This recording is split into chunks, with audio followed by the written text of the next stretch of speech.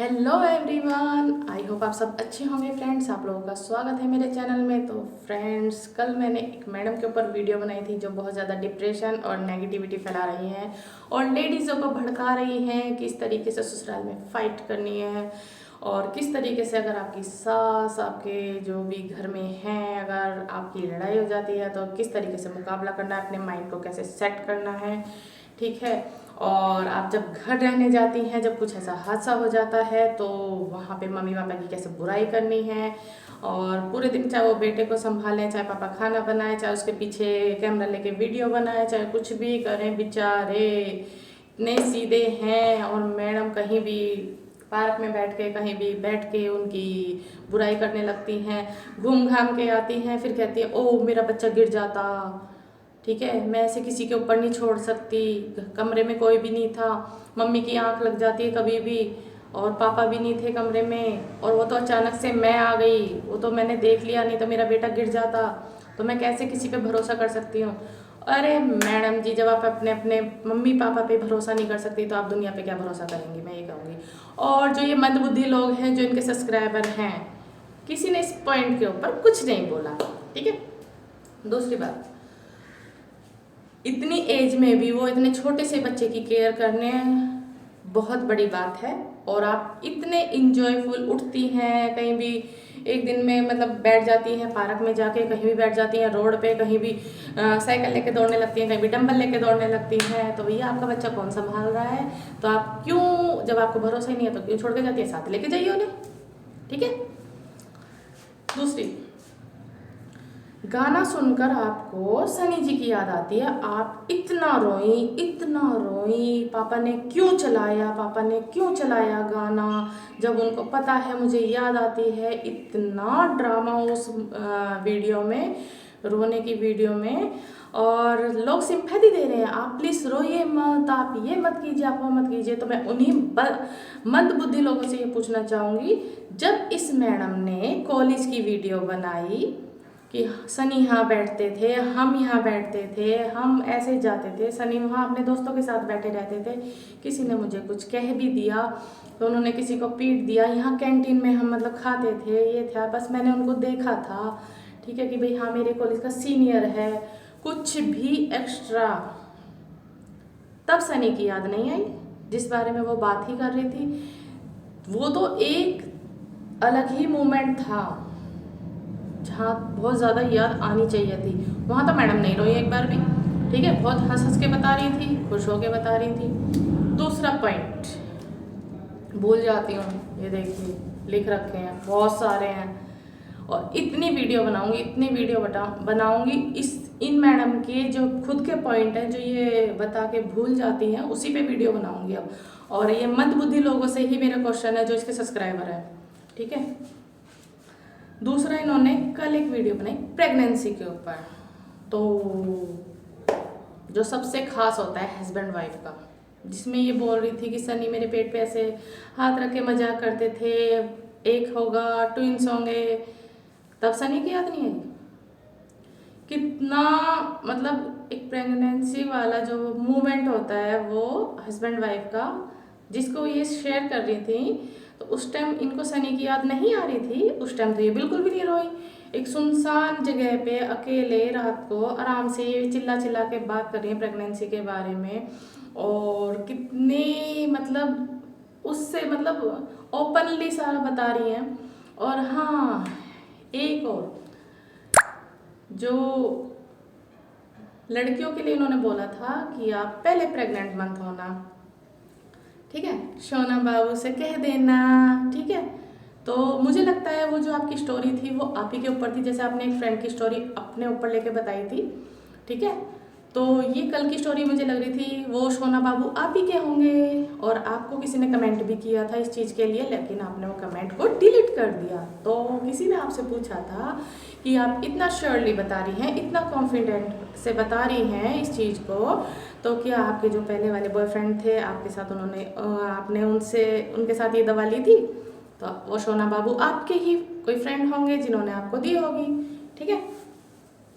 दूसरा, अगर जिस लड़कियों के बारे में आपने यह बोला जो अनमैरिड लड़कियों ने आपको बोला है दीदी आपने बहुत अच्छा बोला, दीदी आप मेरी इंस्पायर हो गई, दीदी आप मेरी आइडल हो गई, आपने हमें बहुत अच्छी इन्फॉर्मेशन दी, उन्हीं लड़कियों से मैं बोलूँगी ज़रा अपनी मम्मी को ये वीडियो दिखाना, फिर इन्फॉर्मेशन अच्छी मम्मी देंगी आपकी।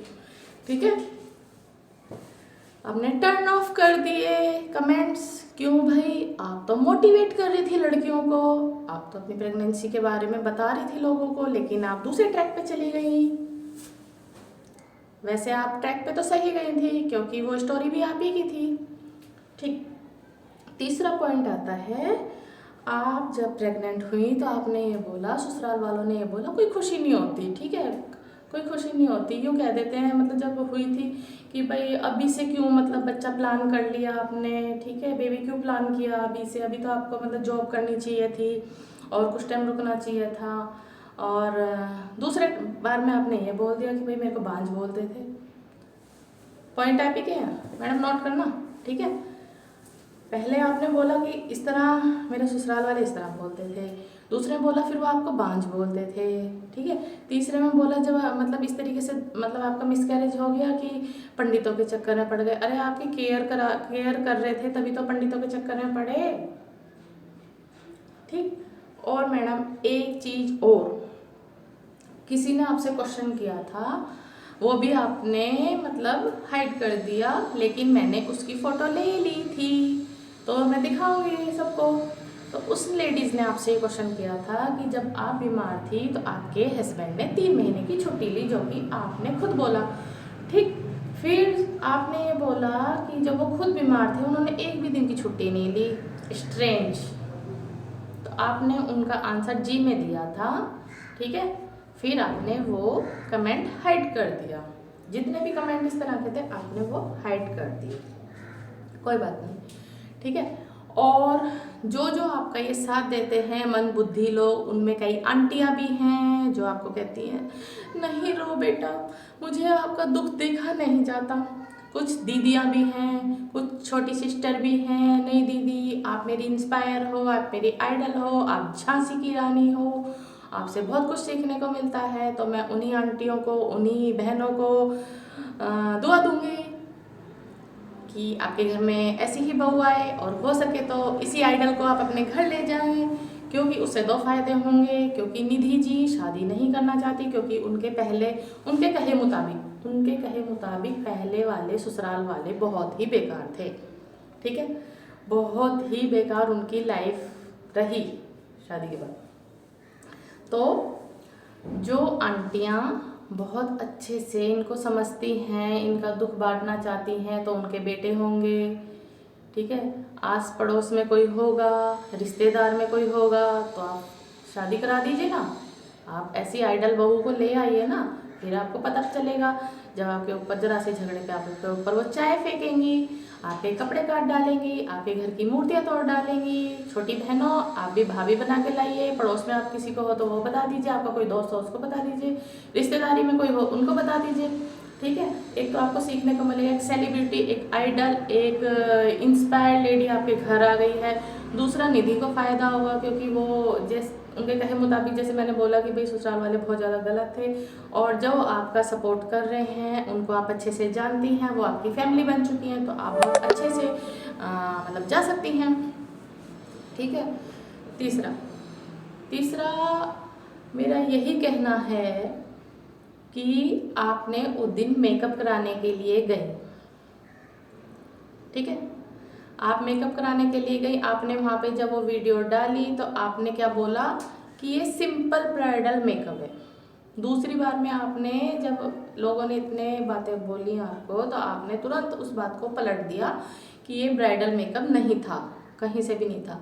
और फिर आपने लोगों को ये बोला कि ये मतलब सॉरी मैं भूल गई इस चीज़ को। हाँ, आपने लोगों को ये बोला कि आप मेरे रेड कलर से जलते हैं, आप मुझे देखना नहीं चाहते, आपने मेरे रेड कलर, किसी ने भी रेड कलर के बारे में आपसे कुछ नहीं बोला था। आपने लोगों को क्या बोला फिर बाद में वीडियो में कि मैं अपना मेकअप दिखाना चाहती थी, अपना मैंने एक कंटेंट रखा था कि मैं आप लोगों को मेकअप दिखाऊं, सिखाऊं। तो मैडम उसमें कोई सिखाने वाली है कोई चीज़ ही नहीं थी। हम उस चीज़ को तब मानते कि जब वो पार्लर वाली अगर वो पार्लर वाली आपका जब मेकअप शुरू कर रही थी तो सबसे पहले वो ये बताती, अगर आपको लोगों को ये चीज़ सिखानी थी कि 150 रुपये में आप किस तरीके से मेकअप कर सकते हैं, तो पार्लर वाली को क्या करना चाहिए था, सबसे पहले फेस क्लीन करके दिखाना चाहिए था कि सबसे पहले आपको फेस क्लीन करना है, फिर बहुत हल्का सा प्राइमर लगाना है, फिर बहुत हल्का सा फाउंडेशन लगाना है, बहुत हल्की सी आई शेडो लगानी है, इस तरीके से। उसको कहते हैं कंटेंट कि आप लाइट मेकअप कैसे कर सकते हैं। जबकि आपकी पार्लर वाली आपसे बातें बना रही थी और आप पार्लर वाली से बातें बना रही थी, इसमें कोई भी कहीं भी कुछ सिखाने वाली नहीं थी। जो आपने बोला कि मैं मेकअप सिखाने के लिए ये वीडियो डाली थी क्योंकि मुझे नहीं आता, तो उसमें तो लोगों ने फिर भी नहीं सीखा। ठीक है, तो मंदबुद्धि लोगों अपनी जो ये दिमाग की नसें हैं उनको खोलो, डिप्रेशन से बाहर आओ, नेगेटिविटी से बाहर आओ, क्योंकि बहुत ज़्यादा नेगेटिविटी फैल चुकी है। तो अपनी बुद्धि को थोड़ा सा उजागर करो और जो मैंने पॉइंट बताए हैं उन पे ध्यान दीजिए। ठीक है, और अभी मैं 2-3 पॉइंट्स और उठा के लाऊंगी। ठीक है, और मिलती हूँ मैं नेक्स्ट वीडियो में। इतने आप सोचिएगा जो मैंने बोला है। तो चलिए फ्रेंड, जिन जिन को मेरी बातें सही लगती हैं और जिन जिन को लगता है कि भाई हाँ ये गलत है, इन्होंने यहाँ पे झूठ बोला है, ये सच, ये बातें ऐसी सच हैं, तो प्लीज़ मेरे चैनल को सपोर्ट कीजिए, सब्सक्राइब कीजिए। जो मेरे चैनल पर नए हैं, अगर मेरी बातें सही लगी, क्योंकि हमें क्या करना है, इस तरह की लेडीज़ को आगे बढ़ावा नहीं देना है जो छोटी लड़कियों को या जो अनमैरिड लड़कियों को इस तरह की शिक्षा देती हो। ठीक है, वो भी ओपनली बोल के। इसका मतलब क्या था खुद सोचना। उनकी मम्मी जब ये वीडियो देखेंगी वो बताएंगी अच्छा मतलब इस मैडम को। ठीक है, और दूसरी बात मैंने जो बोला कि इस तरह की बहू, इस तरह की भाभी, इस तरह की मतलब कोई भी आप घर में ले आइए, और जब झगड़ा होगा, जब, क्योंकि इस चीज़ को याद रखना, इन्होंने खुद अपने बातों में ये चीज़ बोली है कि भाई बहुत ज़्यादा कलेश होता था। तो हाँ, मैंने ऐसा किया, मैंने कपड़े फाड़े, मैंने मूर्तियाँ तोड़ी, मैंने पूजा की किताब फाड़ी, मैंने जो घर का राशन था उसको डस्टबिन में डाल दिया। तो कलेश जो भी होता था, इनकी सास ने इनके ऊपर कुछ नहीं फेंका, इसके कपड़े नहीं काटे, उन्होंने मूर्तियाँ नहीं तोड़ी, उन्होंने घर का राशन नहीं फेंका, इन मैडम ने सारे काम करे। कलेश तो दोनों कर रही थी ना, तो इन मैडम ने, क्योंकि अगर ऐसा कुछ होता तो ये उनके बारे में बताती, तब आप लोग कह सकते थे कि हाँ जी ससुराल वाले बहुत ज़्यादा गलत थे, उन्हें ऐसा नहीं करना चाहते। और ये चिल्ला चिल्ला के उस टाइम पे भी रोड पे यही कह रही थी, हाँ मैं विलन हूँ, मुझे विलन बनाओ, तो लाओ अच्छी विलन बहू, लाओ विलन भाभी। और जो भैया इस तरह की जो लड़कियां सीख रही हैं कि हाँ जी हमें ऐसे बुलंद होके जाना है, हमें ऐसे पूरा माइंडली, मतलब क्या बोलूँ मैं उस चीज़ को, कि हमें इस तरीके से बन के ससुराल में जाना है, फिर तो तेरी ऐसी की तैसी आ जा सामने अब की बार। तो मैडम जी आप ये चीज़ सिखा रही हैं, बहुत गलत सिखा रही हैं, सारी शिक्षाएं आप गलत दे रही हैं। मैं ऐसा नहीं कहती पूरा सहो, लेकिन किसी चीज़ का कोई तरीका होता है। आपने बीटेक की है, आप खुद कहती थी कि मेरे मतलब अपने बेटे को घर से निकलने के लिए बोल दिया था, मुझे निकलने के लिए बोल दिया था, मेरी सैलरी तक रख लेते थे। तो मैडम आपने बीटेक किया है, जब इतना घर में कलेश होता था, रात के 2-2 3-3 बजे तक आप कमाती थी, तो आपने अलग घर किराए पे क्यों नहीं ले लिया? सबसे बड़ी बात, जब लड़की अपने पैरों पर खड़ी है तो वो अलग रूम लेके रह सकती थी। इतना कलेश झेलने से ना आप झेलती ना वो झेलते, खुशी खुशी रह लेते, प्यार बना रहता।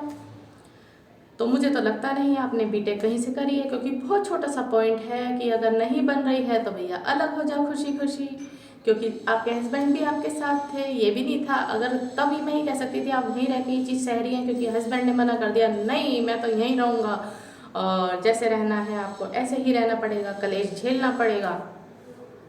नो मैडम, ठीक है, अगर आप बीटेक कर रही थी, आप जॉब कर रही थी, तो आपके पास पूरा राइट था, आप कहीं भी रूम लेके रह सकती थी अपने हस्बैंड के साथ। तो चलिए फ्रेंड्स, आज की वीडियो मेरी यहीं तक, मिलती हूँ मैं दूसरे पॉइंटों के साथ। इन्हीं के, मेरे नहीं है ये पॉइंट, इन्हीं के बताए हुए हैं। और सोचिएगा ज़रूर, और प्लीज़ लाइक एंड सब्सक्राइब जरूर कर दीजिएगा, आगे शेयर भी कर दीजिएगा, ताकि इस तरह की वीडियो कोई और लेडीज़ बना के नेगेटिविटी